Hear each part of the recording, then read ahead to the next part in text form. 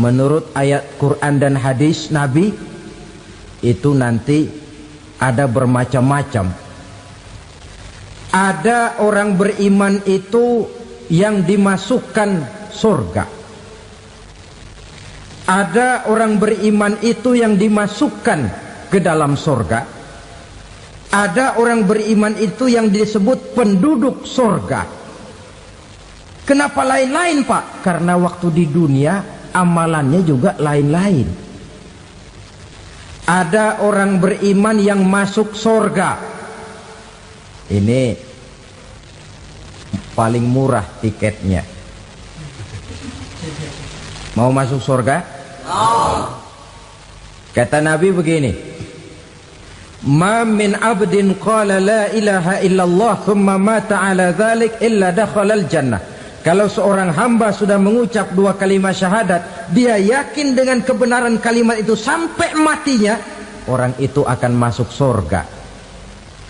Abi Dzar yang waktu itu diajak bicara heran, ya Rasul kok gampang betul? Iya, walaupun orang itu mencuri, iya, walaupun orang itu berzina, iya, biar dia mencuri, biar dia berzina, kalau dia sudah mengucap dua kalimat syahadat, dia yakin dengan kebenaran kalimat itu sampai matinya, itu orang akan masuk surga. Jadi masuk surga cukup dua kalimat syahadat, yakin sampai mati, masuk surga.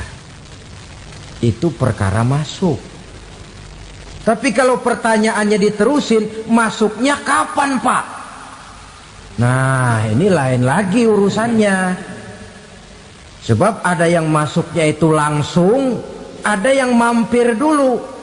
Di sana tempat cuma dua, kalau tidak surga, neraka. Mau ke surga tapi mampir dulu, yang mampirnya jelas di neraka. Kenapa? Dalam hadis qudsi ada riwayat, nanti itu di akhirat, setelah Allah selesai mengatur penduduk surga masuk surga, yang neraka masuk neraka, Allah berkata kepada malaikat Malik, malaikat Malik, labaik ya Allah, itu bajingan-bajingan tengik, manusia-manusia durjana yang waktu di dunia tidak mau sujud, jauh dari ulama, gemar melakukan yang munkarat dan maksiat, hidup di tengah masyarakat selalu jadi bibit keonaran, kufur, sudah masuk neraka semua. Sudah ya Allah. Nah, kalau sudah, coba sekarang kamu masuk, Malik. Saya, iya, masuk neraka. Mau apa ya Allah? Kata Allah, akhriju minan nar man kana fi qalbihi misqala habbatin min khardalin min iman.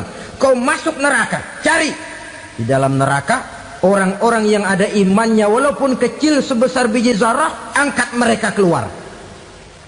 Masuk malaikat Malik ke neraka, cari orang yang ada imannya, korek-korek. Ya repot, udah pada gosong. Yang ada imannya diangkat ke atas, yang ada imannya diangkat ke atas, lalu dimandikan di Nahrul Hayat, namanya sungai kehidupan di akhirat nanti. Cakep lagi rupanya, bersih lagi wajahnya, apel di hadapan Allah. Kata Allah, bagaimana mas? Kapok nggak sampean? Kapok ya Allah. Nah, kalau kapok, idhab fadkhulil jannah, pergi masuk surga sana. Berangkat mereka ke surga, ketemu sama teman-temannya yang udah sampai lebih dulu, yang nggak pakai mampir lagi. Terjadi dialog. Kata teman-temannya yang udah pada nyampe duluan, mas, iya, emang baru sampai? Saya baru sampai. Memang mampir di mana dulu mas? Kita sudah lama sampai di surga. Saudara buka surah Al-Muddatsir ayat 34-35. Ma salakakum fis saqar? Kenapa kamu mampir di neraka Saqar? Qalu lam naku minal musallin. Mereka menjawab, kami mampir di neraka Saqar mas, gara-gara dulunya kami waktu di dunia tidak pernah sholat. Tidak pernah sholat? Tidak pernah. Kan rumahnya dekat masjid. Cuma dekat doang mas. Sholat mah enggak saya. Enggak pernah ngasih makan fakir miskin, enggak pernah hadir di majelis taklim, pendeknya enggak pernah melakukan kebajikan, maka saya pun mampir di neraka sakor. Untung betul saya punya iman mas sedikit. Waktu hidup di dunia dulu saya pernah mengucap 2 kalimat syahadat, sekali-kalinya waktu mau kawin. Masya Allah. Untung saja kawin, kalau nggak kawin polos.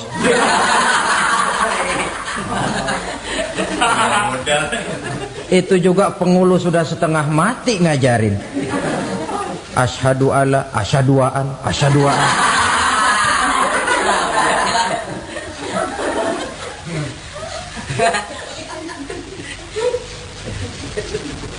Ini namanya masuk surga, ada mampir dulu. Ada pula orang mukmin itu yang dimasukkan surga. Namanya dimasukkan kan terima beres. Saya masuk ke rumah, jalan sendiri, cari tempat sendiri. Saya dimasukkan ke dalam rumah, terima beres, pokok ada di dalam, itu dimasukkan namanya. Nggak pakai mampir.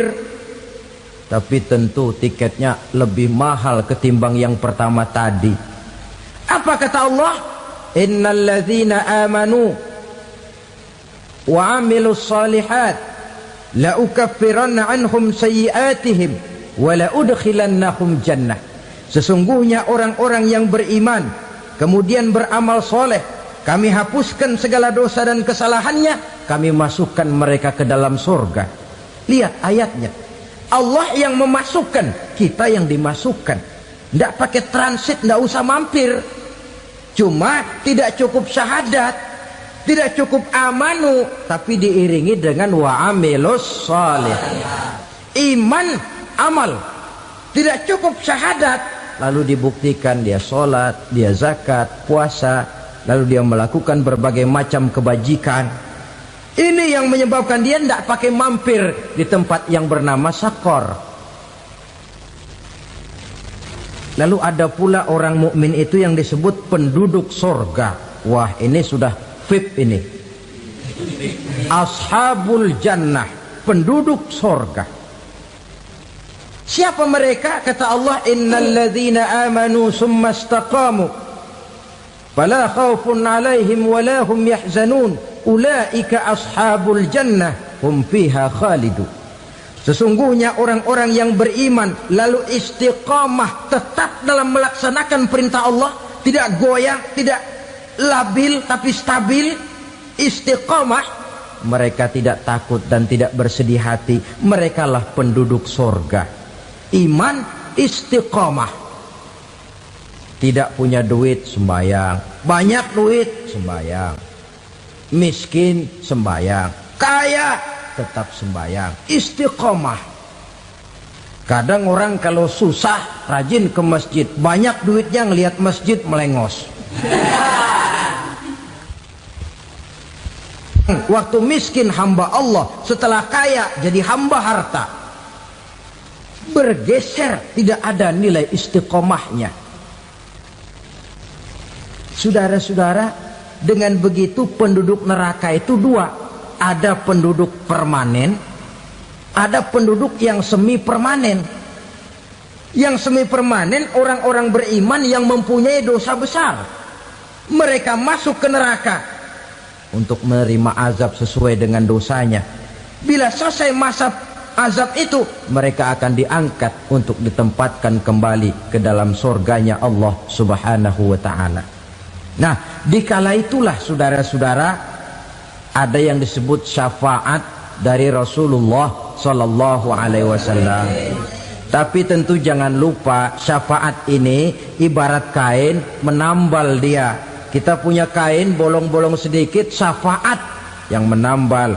Solat kita ada kurang dikit, sedekah kita ada campur riak dikit, amalan kita ada tidak karena Allah dikit, kita berharap syafaat. Jadi biarlah kain masih bolong-bolong, yang penting punya kain. Tapi kalau kainnya tidak ada, yang ditambal apanya? Sholat tidak, puasa tidak, zakat tidak, berharap syafaat saja. Ya, terlalu berlebihan itu. Saudara hadirin yang saya hormati, apabila selesai proses penghisaban, proses penghitungan, maka dikala itulah manusia terbagi dalam dua kelompok besar. Fariqun fil jannah wa fariqun fis sa'ir.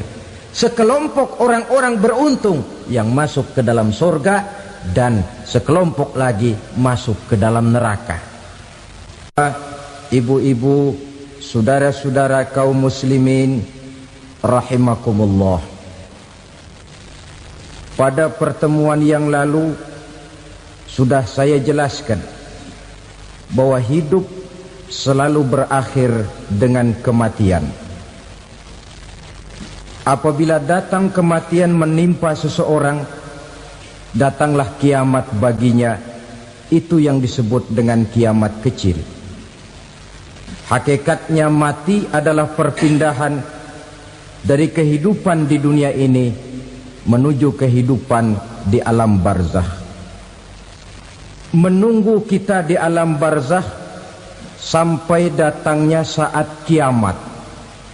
Entah 10 tahun, entah 100 tahun, entah 1000 tahun, hanya Allah saja yang maha tahu. Adapun orang-orang beriman yang melakukan amal kebajikan dalam kehidupan di dunia ini, masa penantian yang lama di alam barzakh buat mereka sebentar saja. Tetapi bagi orang-orang kafir yang ingkar, yang tidak beriman kepada Allah, yang hidup di dunia cuma menumpuk-numpuk dosa, tentu penantian di alam barzakh akan merupakan waktu yang sangat lama. Bukankah dalam kehidupan kita waktu itu memang relatif? Contoh misalnya, bagi pemuda-pemudi yang sedang duduk asyik memadu cinta, waktu 4-5 jam saja rasanya cuma 4-5 menit. Tenggelam oleh keasikan. Tapi buat orang yang berbaring di rumah sakit, meratap di balik-balik apa itu tembok derita kata lagu, di balik dinding-dinding penjara, sehari bagai seminggu, seminggu rasa sebulan, sebulan boleh jadi rasa setahun. Penantian yang sangat lama. Kapan kiamat itu akan datang?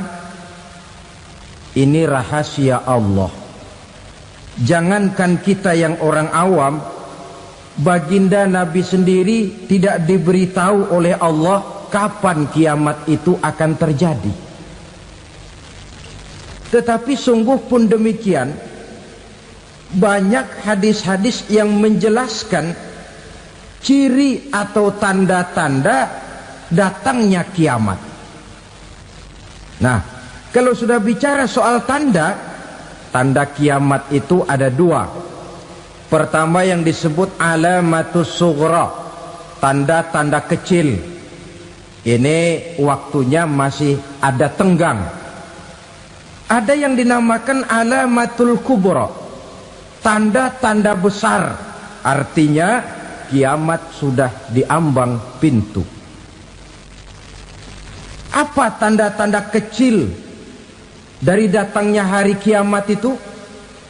Misalnya kata Nabi, apabila ilmu sudah diangkat oleh Allah, artinya apabila ulama sudah banyak wafat, minat orang belajar agama berkurang, lalu kebodohan nampak merajalela di mana-mana, zina dikerjakan secara terbuka, minuman-minuman keras jadi kebanggaan. Itu termasuk di antara tanda-tanda kecil terjadinya hari kiamat.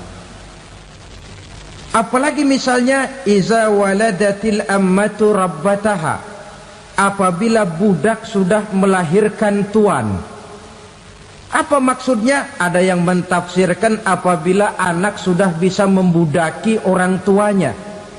Orang tua yang melahirkan dia, yang membesarkan dia, demi setelah si anak besar jadi orang berpangkat, bertitel, berharta, berkedudukan, jadilah orang tua itu budaknya. Sehingga sering dibilang kalau orang tua kaya, anak jadi raja. Tapi kalau anak yang kaya, orang tua sering jadi budak. Apalagi munculnya fitnah yang bergelombang, timbul perang antara dua bangsa yang besar, waktu berjalan terasa sangat pendek sekali.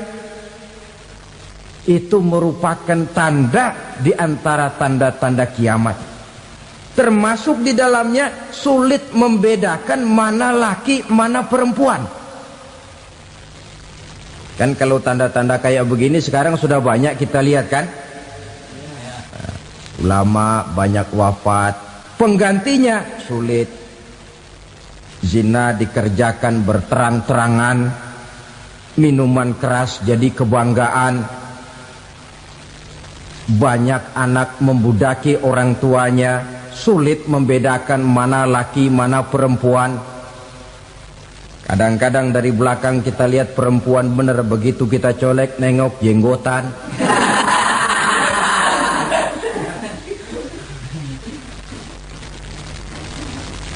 Ini termasuk tanda-tanda kecil, masih ada tenggang sampai akan terjadinya kiamat itu. Nah, yang dimaksud dengan tanda-tanda besar, ini tanda besar artinya kiamat sudah diambang pintu. Pertama, matahari terbit dari sebelah barat. Apabila matahari sudah terbit dari arah sebelah barat, tertutuplah sudah pintu taubat. Bersabda Nabi kita, la taqumus sa'atu hatta tatlu'a syamsu min maghribiha. Tidak akan datang hari kiamat sampai matahari terbit dari arah sebelah barat.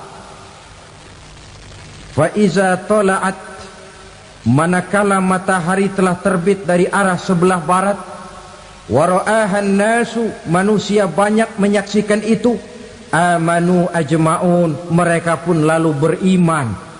Yang tadinya kafir, yang tadinya ingkar, yang tadinya membangkang, setelah melihat matahari terbit dari sebelah barat, buru-buru beriman, berlomba-lomba mengucap dua kalimat syahadat.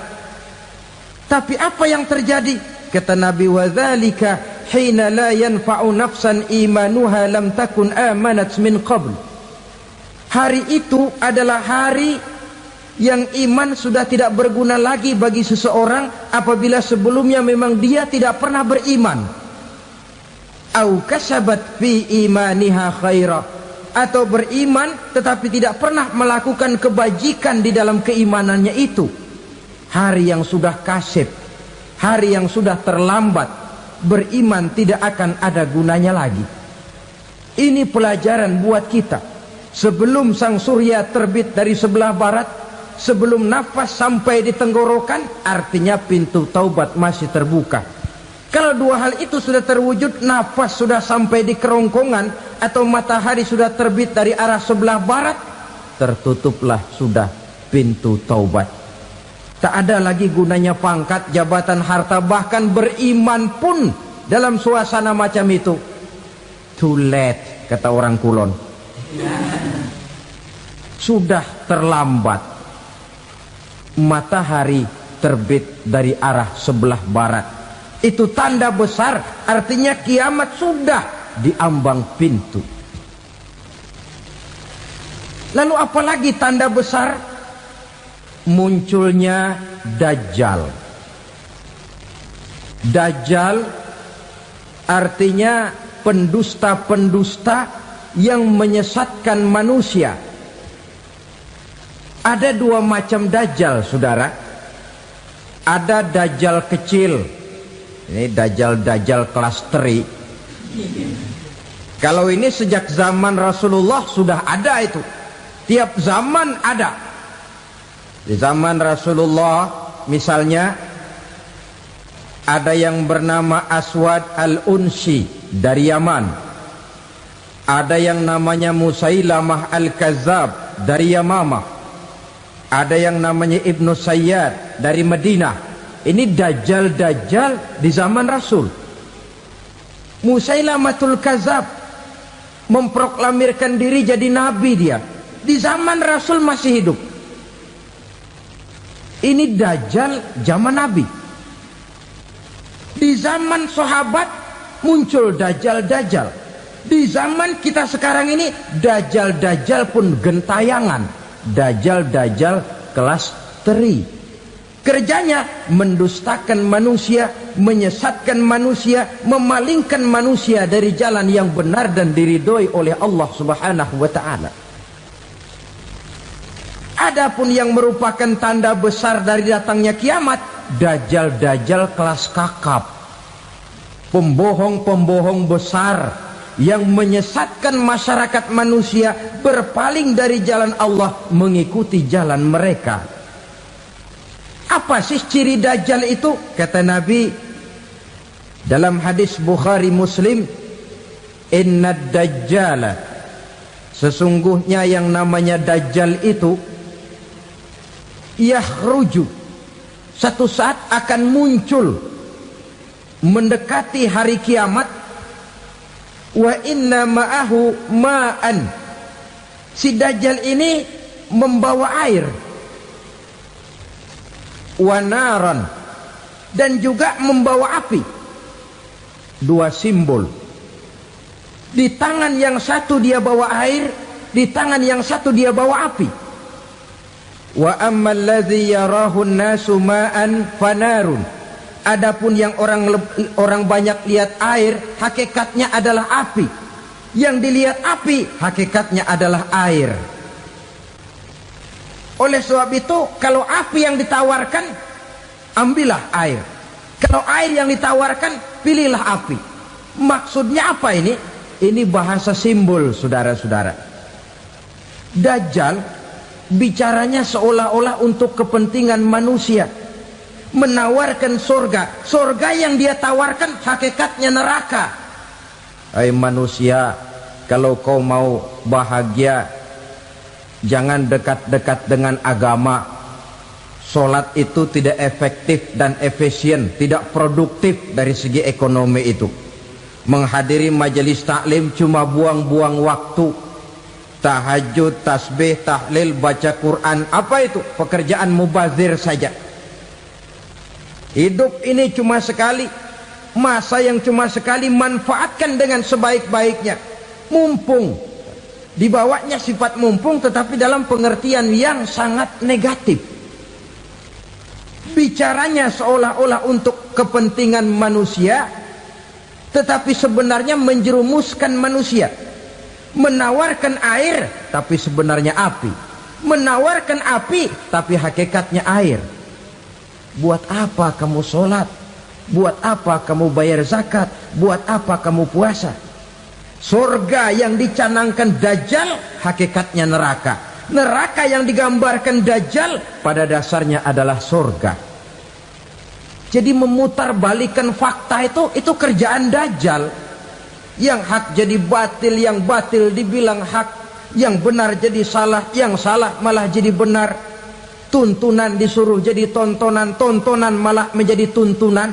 Itu pekerjaan Dajjal profesinya. Zamannya Nabi Adam, Dajjalnya kan iblis. Betul? Betul. Apa sih gang kerayuan iblis itu?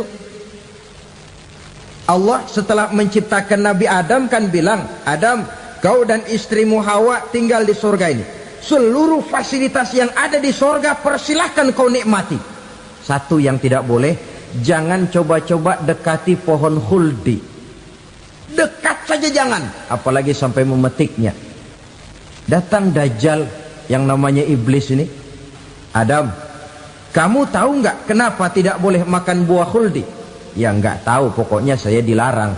Bodoh kamu Dam. Khuldun artinya kekal. Kalau kamu makan itu buah, kau akan kekal di surga buat selamanya. Allah tidak kepengen, maka dilarang kamu makan buah khuldi. Kalau kau ingin kekal di surga Adam, makan saja. Saya bicara begini ini untuk kepentingan kamu Adam. Ini kan ciri-ciri Dajjal. Bicaranya sih seolah-olah untuk kepentingan Nabi Adam, hakikat sebenarnya menjerumuskan Nabi Adam supaya ingkar dan melanggar larangan dari Allah Subhanahu wa ta'ala. Jadi setelah muncul Dajjal, timbul kekacauan-kekacauan di masyarakat. Banyak yang terpengaruh, terpedaya dan terpesona. Termasuk mereka yang memproklamirkan diri jadi nabi. Mereka yang memproklamirkan diri jadi rasul di zaman sesudah Rasulullah wafat. Itu adalah Dajjal-Dajjal. Maka saya ingatkan, kalau di zaman kita sekarang ini ada orang ngaku jadi nabi, ada orang ngaku jadi rasul, biar bahasa Arabnya kental, Quran hafal, hadis ribuan hadis hafal, biar pakai serban sampai menyengser ke tanah, bahasa Arabnya fasih, tapi dia mengaku jadi nabi, jadi rasul, kita umat Islam wajib tidak percaya. Wajib untuk tidak percaya. Itulah Dajjal-Dajjal zaman kita sekarang ini. Tidak mustahil mereka datang mempengaruhi orang awam supaya berpaling dari Rasulullah, mengikuti mereka. Nah, di akhir zaman nanti, mendekati hari kiamat, Dajjal ini muncul. Dajjal kelas kakap, menyesatkan masyarakat manusia untuk berpaling dari Islam, mengikuti seruan mereka. Apalagi di antara datangnya kiamat itu, tanda yang besar itu, turunnya Nabiullah Isa Al-Masih, putra Maryam. Menurut berbagai hadis yang sahih, Nabi Isa Al-Masih nanti akan turun lagi. Tidak membawa risalah yang baru, tapi meluruskan risalah Islam ini yang telah banyak ditinggalkan oleh masyarakat. Bahkan ada hadis menjelaskan beliau akan membunuh Nabi, mematahkan kayu-kayu salib, lalu melaksanakan haji dan umrah mengikuti syariat Nabi Muhammad, bukan membawa agama baru. Menjadi semacam mujaddid, reformer, menyelamatkan manusia dari bisikan Dajjal. Bahkan ada riwayat yang menjelaskan bahwa Nabi Isa berhasil mengalahkan Dajjal, mengembalikan masyarakat manusia kembali kepada ajaran Islam yang datang dari Allah, dibawa oleh Rasulullah sallallahu alaihi wasallam. Dengan kata lain, turunnya Nabi Isa bukan sebagai nabi dan rasul baru, tetapi mengikuti syariat Nabi kita Muhammad sallallahu alaihi wasallam. Saudara hadirin, ibu-ibu hadirat yang saya hormati, kemudian apalagi di antara tanda-tanda besar akan datangnya kiamat itu? Keluarnya asap atau awan. Kata Nabi, inna min asyrati sa'ah dukhanan yamla'u ma bainal masyriqi wal maghrib. Di antara tanda-tanda kiamat, munculnya awan antara langit dan bumi. Ini pun diperkuat dalam surah Ad-Dukhan ayat 10.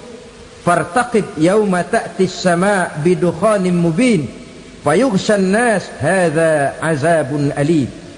Bagi orang-orang yang beriman, mereka biasa-biasa saja.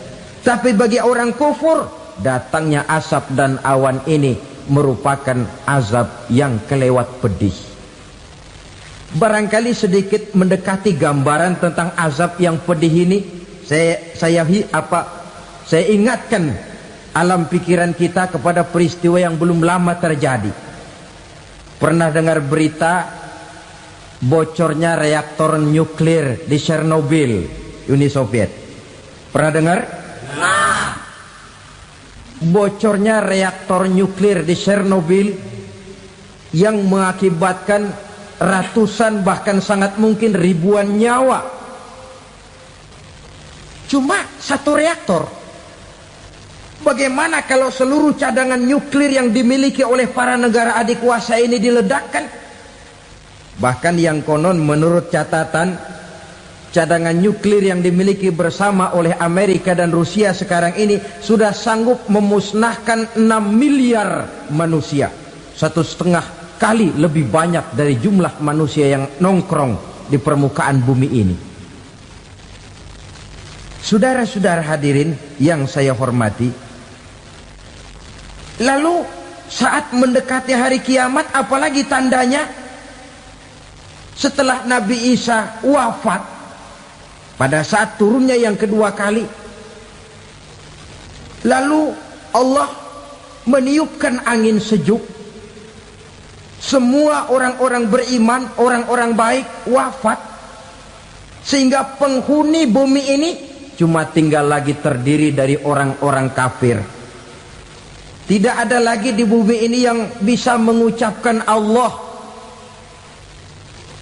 Sehingga dalam hadis qudsi itu ada keterangan, innallaha azza wa jalla yaqulu li Israfil. Allah pernah pesan kepada malaikat Israfil, kata Allah, Israfil, idza sami'ta qailan yaqul Allah Allah fa akhirin nafah 40 sanatan ikraman liqailiha. Hai Israfil, apabila kau dengar di permukaan bumi masih banyak orang yang mengucapkan Allah Allah, maka tunda sangkakala kiamat itu 40 tahun. Untuk apa? Ikraman liqailiha, menghormati orang yang mengucapkan Allah Allah itu. Wah, jadi karena sekarang masih banyak yang mengucapkan Allah, besar hatilah kita, masih jauh kiamat itu. Tapi jangan lupa, kiamat pribadi, kiamat kecil itu yang gak kita sangka-sangka.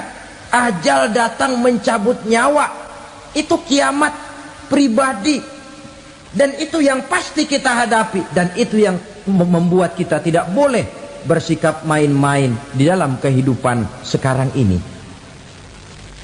Saudara hadirin yang saya hormati, tidak ada lagi orang-orang muslim. Seluruh penduduk dunia ini kafir.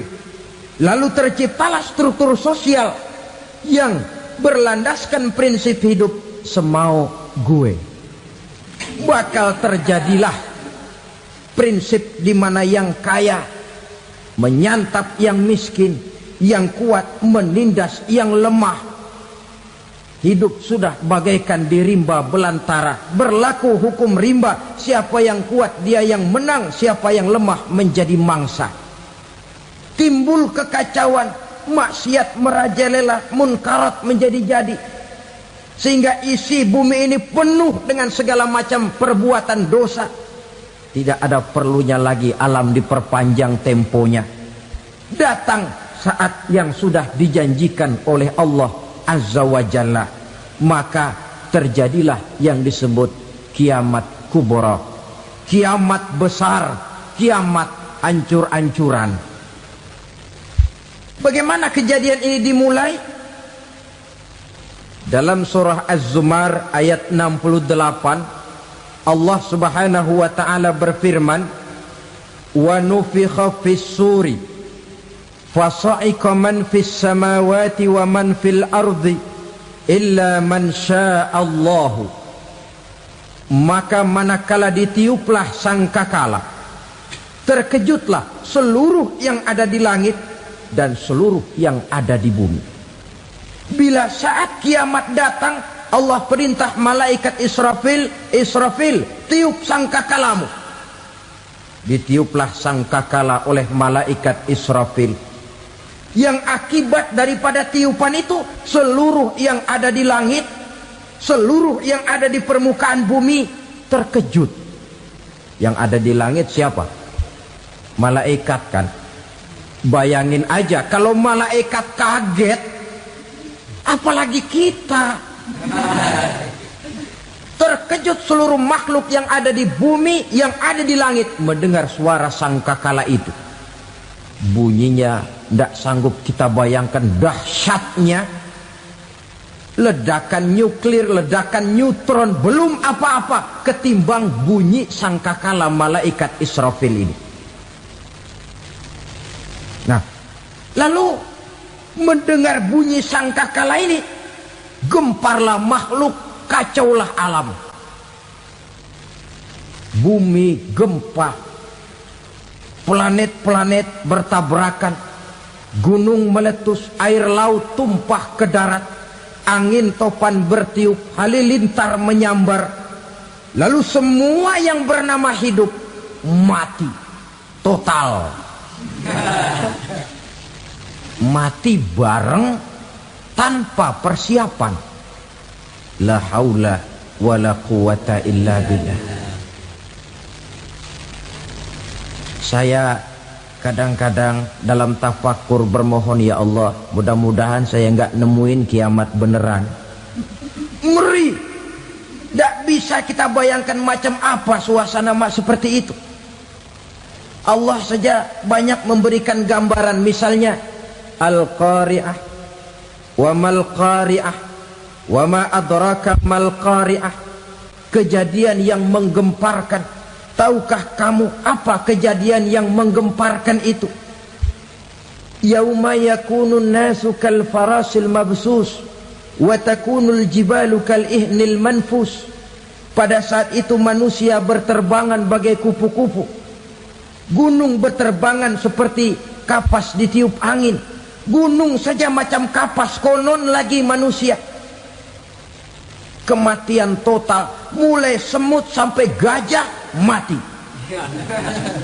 jin mati, iblis mati, malaikat mati. Malaikat saja mati. Saudara hadirin yang saya hormati, kematian total yang tanpa persiapan. Orang bilang, Pak, kalau mati bareng begitu yang repot malaikat maut dong ya. Cabut sana, cabut sini. Itu kalau menurut logika kita, mestinya begitu menurut logika. Tapi logika juga yang nggak perlu serepot itu. Sebab untuk mematikan listrik di wilayah DKI, di wilayah Jakarta, nggak perlu tiap rumah didatengin, matiin, ya lama.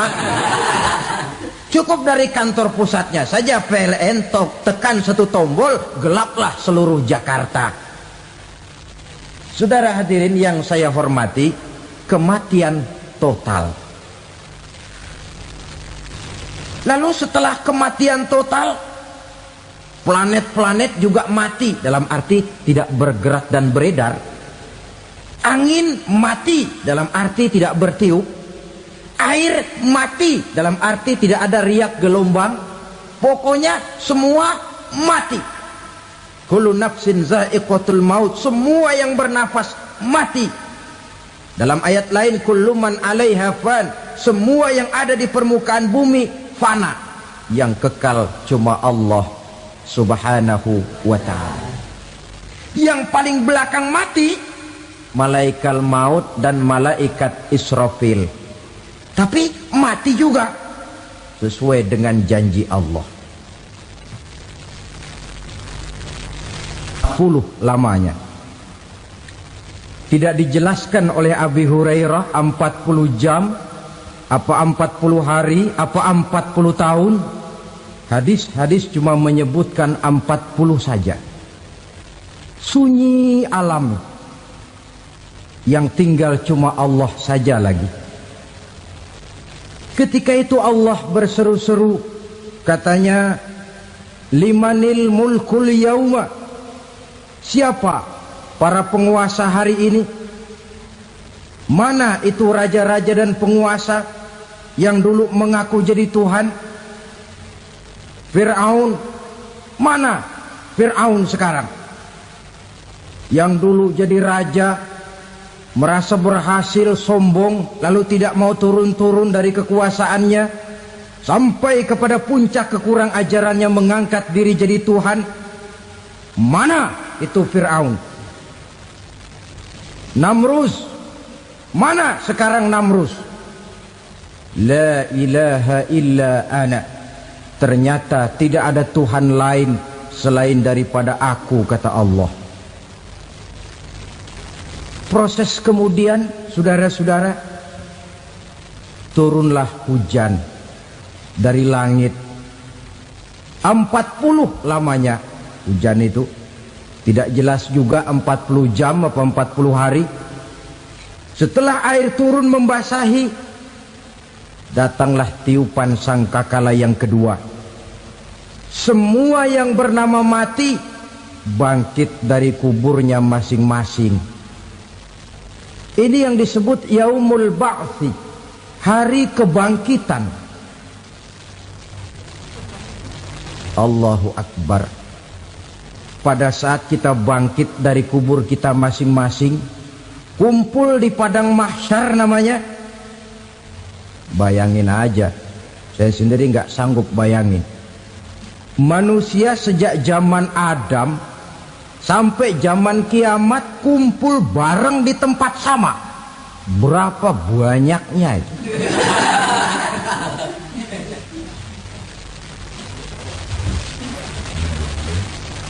Dan yang luar biasa menurut satu riwayat, pada saat bangkit itu, Masya Allah, roman muka kita berubah, disesuaikan dengan amalan kita waktu di dunia ini. Barang siapa yang waktu di dunia amalannya itu amalan tikus, di akhirat nanti dia bangkit dari kubur, mukanya seperti muka tikus. Gagah betul badannya, tapi mukanya seperti tikus. Kenapa? Amalannya waktu di dunia seperti amalan tikus. Apa amalan tikus itu? Suka ngegeragoti barang yang sudah disimpan rapi-rapi. Orang sudah simpan uang rapi-rapi, simpan perhiasan rapi-rapi, digeragoti oleh tikus. Maling-maling, pencoleng-pencoleng, koruptor-koruptor. Itu nanti di akhirat nanti kita lihat mukanya seperti muka tikus. Oh ini waktu di dunia suka nyolong, mukanya seperti muka tikus. Barang siapa yang waktu di dunia ini amalannya itu amalan macan, dia akan bangkit nanti mukanya seperti muka macan. Apa amalan macan? Macan itu amalannya menang-menangan. Orang yang mau menang saja, nggak mau mengalah. Coba lihat di hutan. Kenal hutan nggak? Di hutan, raja hutan di mana-mana pasti macan. Betul kan? Betul. Padahal hutan belum pernah bikin pemilihan umum. Tapi macan tidak peduli ada pemilihan umum apa tidak, pokok saya raja. Sebab apa? Macan jadi raja itu bukan karena benar, tapi karena kuat jadi raja. Setelah dia jadi raja, rakyat hutan yang mesti dilindungi malah dimakan oleh raja macan. Kambing rakyat hutan dimakan oleh macan. Ayam rakyat hutan dimakan oleh macan. Itu nanti kita lihat di akhirat itu mukanya seperti muka macan, gagah betul. Lalu barang siapa yang di dunia ini amalannya itu seperti amalan anjing, nanti dia punya muka seperti muka anjing. Apa amalan anjing?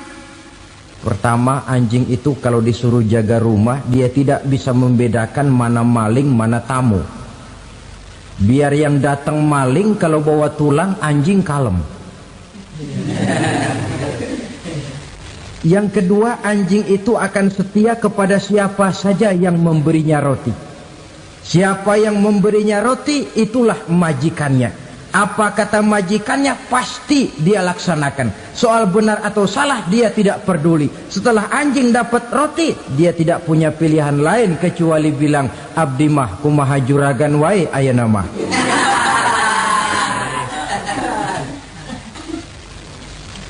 Saudara hadirin yang saya hormati,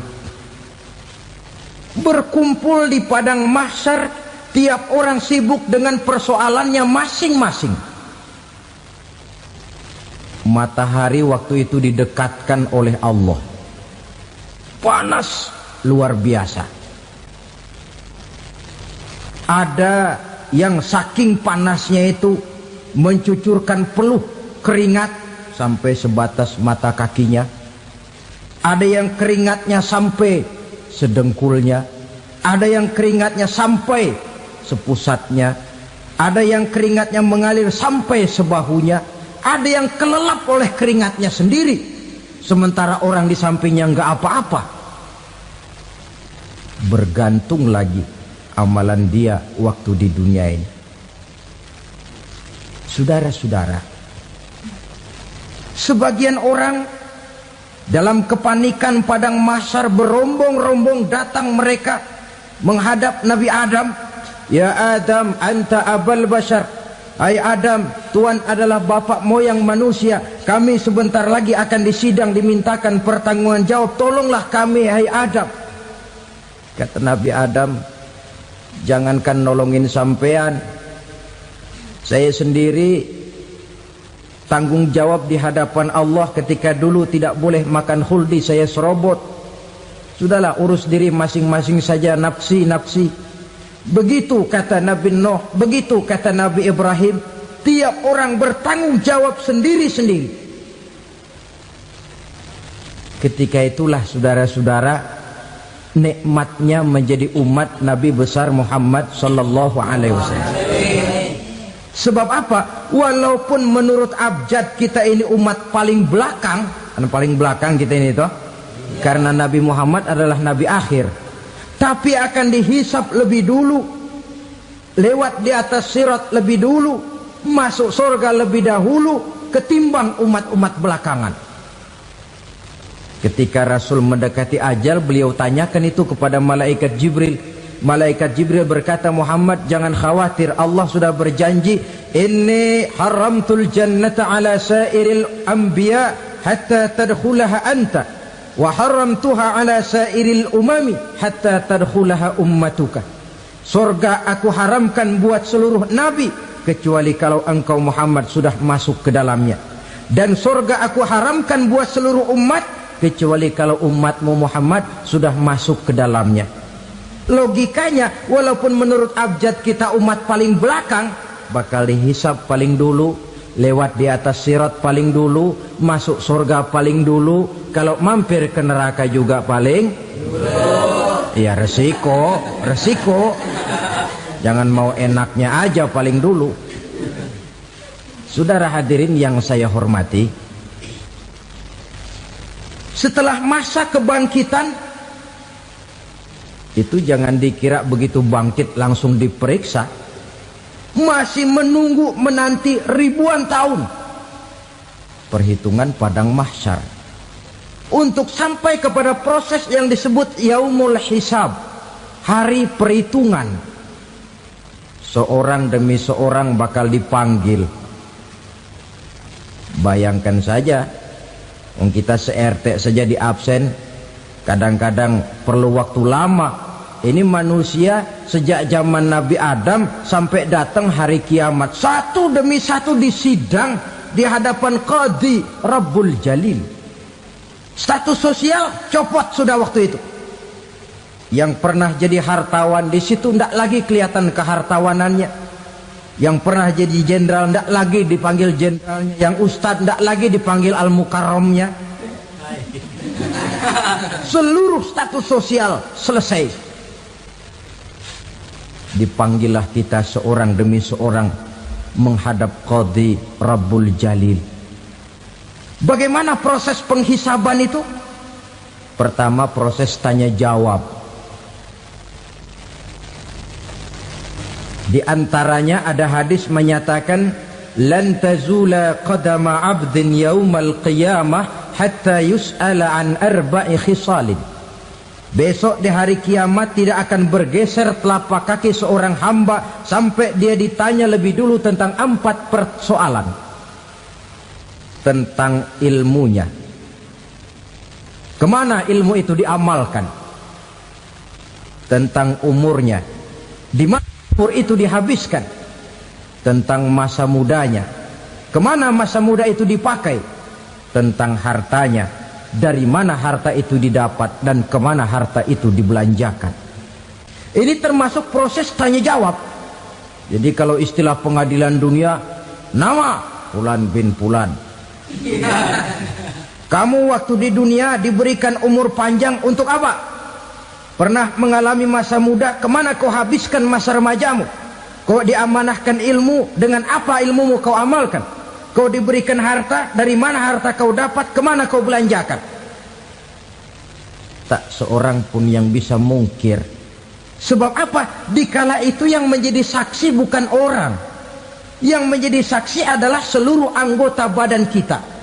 Tangan bicara, kaki jadi saksi terhadap seluruh amalan yang pernah kita kerjakan pada saat kehidupan di alam dunia ini.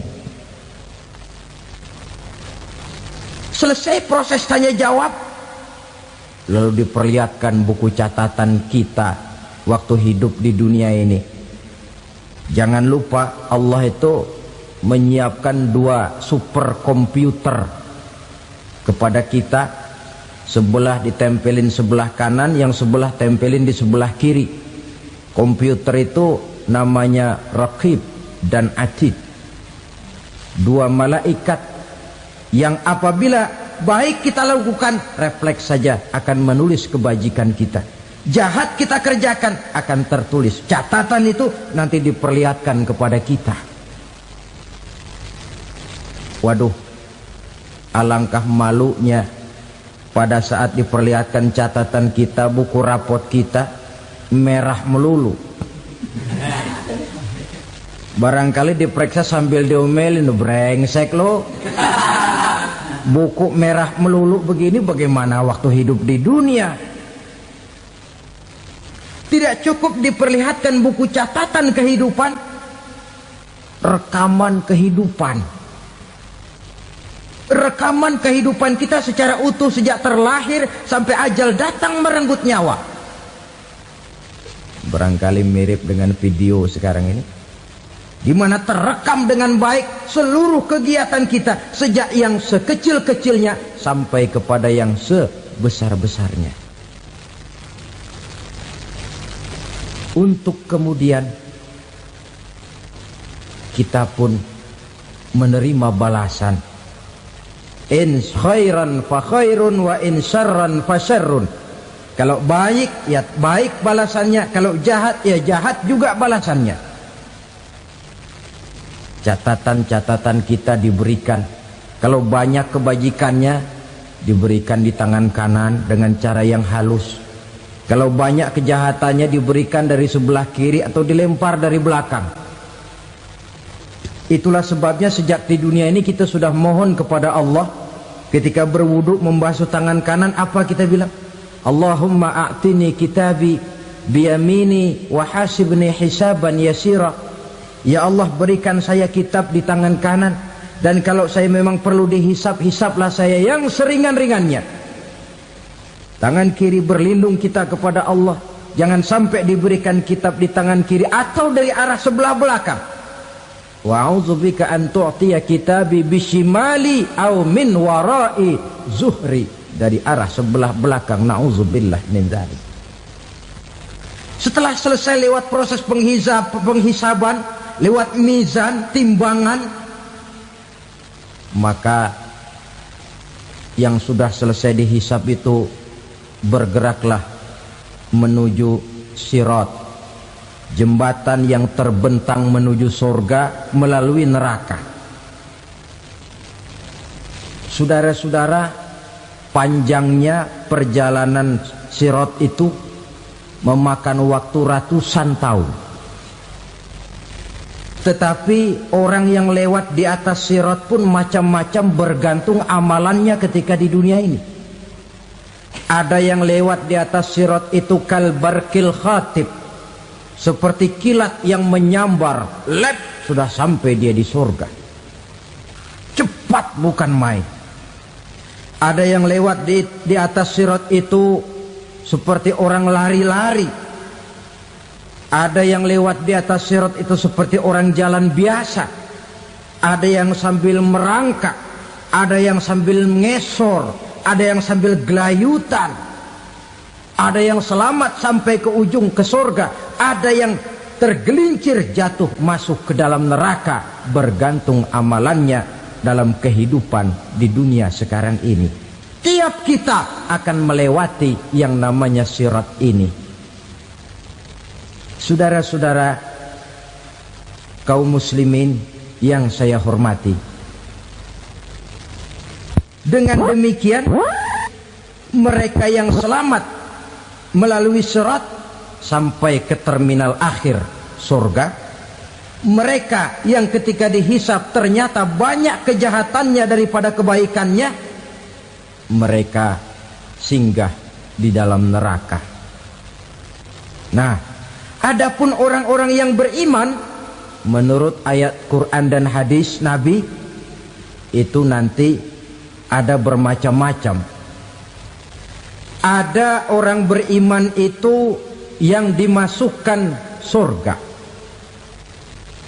Ada orang beriman itu yang dimasukkan ke dalam surga. Ada orang beriman itu yang disebut penduduk surga. Kenapa lain-lain, Pak? Karena waktu di dunia amalannya juga lain-lain. Ada orang beriman yang masuk surga. Ini paling murah tiketnya. Mau masuk surga?